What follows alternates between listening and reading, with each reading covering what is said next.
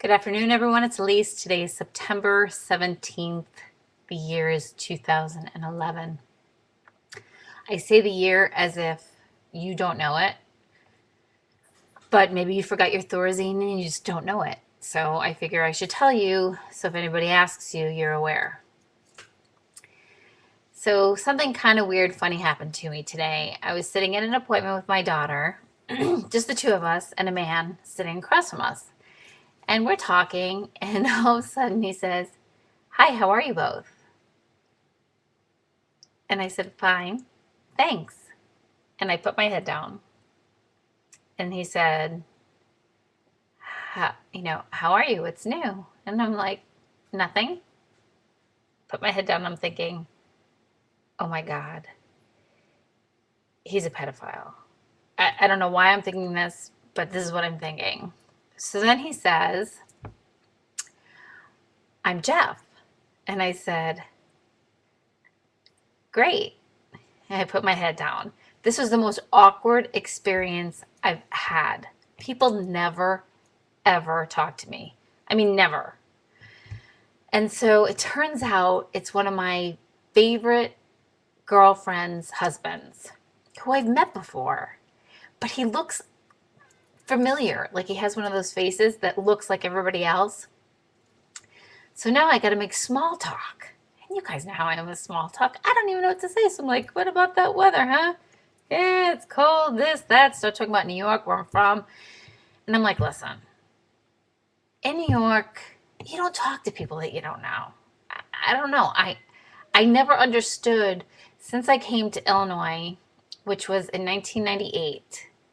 I've never understood the "Hi, how are you?" From people that you don't really even know or really like.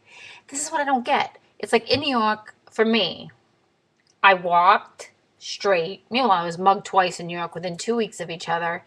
Once was the first time was this Puerto Rican guy and a black guy, drug addicts, are having a fight. It's 5 o'clock in the afternoon in the summer, so it's daylight in the middle of the street.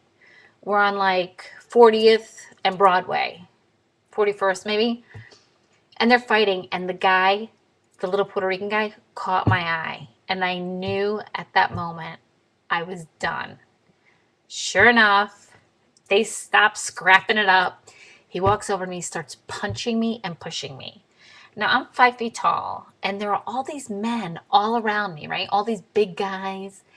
And I'm like, sir, can you help me? Please." I had a weird accent.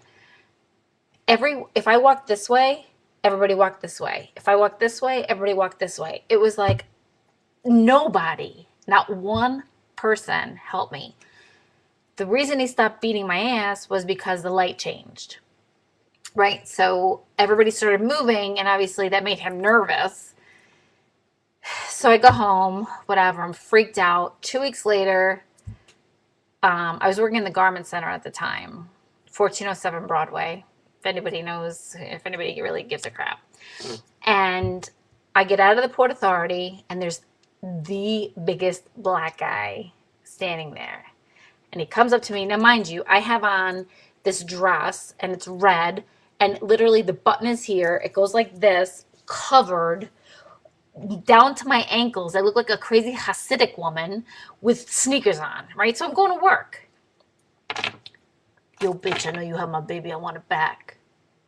And I'm like, "You motherfucker." I'm pissed. I'm like, "I don't have your baby.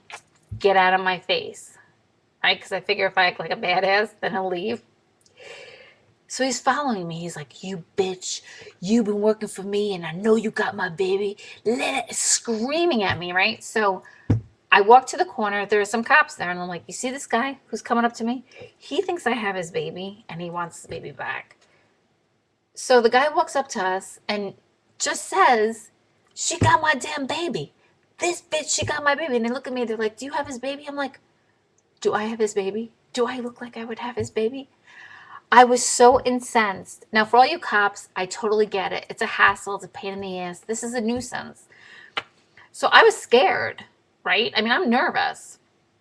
So the one cop, cute cop, nice guy, walk me to work, and I said, you guys are going to take them like to Bellevue or something, right? And they're like, lady, if we took every guy to Bellevue that was crazy like that, we'd be a damn taxi cab for Bellevue. So what they do is they walk them around the corner and let their asses go.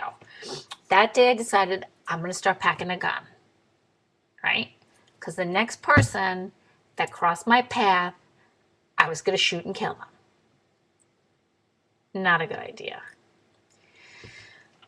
After much thought, conversation, I decided not to carry a gun because the next person that looked at me like that, I was going to shoot him in the head, right? Because I was scared.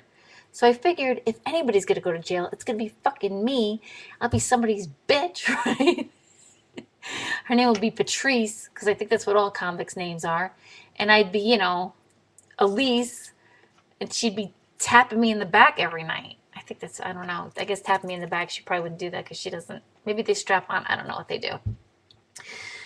So anyway, Jeff and I are talking, and I'm like, I'm just not that friendly. I just don't go up to people, and I don't have conversations. I don't make small talk. I don't even know what small talk is. So I'm talking about my town that I grew up in, how it was flooded, this and that. Nice guy. I mean, he was great. But I was talking to my other friend. This all ties together. So I'm talking to my other girlfriend because very rarely, I would go with almost never. And my husband always says I deal with absolutes. When I say never, I don't mean never. I just mean like never. Never bought a drink. Never got asked out on a date. I mean, it just never happened for me. I walked in. I went to the bar when I was single. I sat there like a schmuck, you know, doing the right leg cross, I thought, sitting like this, you know, with this, so you look thinner and taller or whatever. Got nothing. Because she said to me recently, she's like, I got guys lined up. I'm like, what the hell? So she said, she talks to people. And I'm like, that's the problem. I don't want to talk to anybody, right? Not that this matters because I'm married and all this stuff, but I was trying to figure out why I don't fit in. Why I don't fit in and why I don't have a lot of friends is because I don't have a lot to say. This is why I'm talking to you, right? Because you don't talk back, right? I could say whatever I want, and I don't have to listen to your bullshit about whatever the hell you're talking about. That's so selfish. Oh my God, this is like a realization about how much of a bad person I am. Oh my God. So anyway, I didn't sleep last night because I guess my husband's stressed. It's time, right? Anyway, so my husband's stressed. So it went from him playing on his phone to him playing on his laptop to the full-blown 50-inch TV. Am I bothering you, honey? Oh, no. I love when it looks like, you know, what's that place called? What's that place in Chicago? See, I don't know any, Madison Square Garden. I'm going to use something that I know, right? So it's like the garden. It's all lit up. Like, no. He's like, I'll go in another room. I'm like, no. I like it. That's fine. Can't you just jerk off or something and go to sleep, right? Isn't that what works? Works on TV. You jerk off, roll over, go to sleep. Anyway, so what I learned is I'm not that friendly. I probably don't belong in Illinois. I probably belong back in the East. Because you notice the further west you get, the further full of shit people get, right? So you're in New York. If I'm not friends with you, we have nothing to talk about. You don't look at me. I don't look at you. We don't pretend. We don't say, hi, how are you? Here in Illinois, it's like this. Hi, how are you? And then literally they turn to their other girlfriend and they're like, she's such a fucking bitch. Just say it to me. Then, right? Then skip Colorado because Colorado, everybody's like loving, peace, whatever. You get to LA and LA is all fake. So I want to be real. You know, if I don't like you, whatever. I don't want to have nothing to do with you. Anyway, next time I promise, hopefully, to recognize my girlfriend's husband, who's very nice, very handsome. That also embarrassed me because he was handsome. And I'm like, I'm not talking to a handsome guy. That's dumb. I'm married. I'm dead practically. Anyway. Oh my God, 9.5 minutes. You guys are probably going to have a freaking heart attack. So that's my story. I had this on today. Wait. Oh, it just says kill for coffee. This is it's my motto. Kill for coffee. And you know what? Starbucks has got me wrapped up. I'm like a meth addict. 2 times I went today. Anyway, that's what I got. That's my story. I'm going to try to be more friendly. Actually, I'm going to try to look away more often because I think that's the best thing to do. I don't know. God forbid I'm ever single again. I'll be single forever because if you got to talk to people, I'm out. So, hope you have a good weekend. I'm planning on having a great weekend. It's going to be fun. Love you.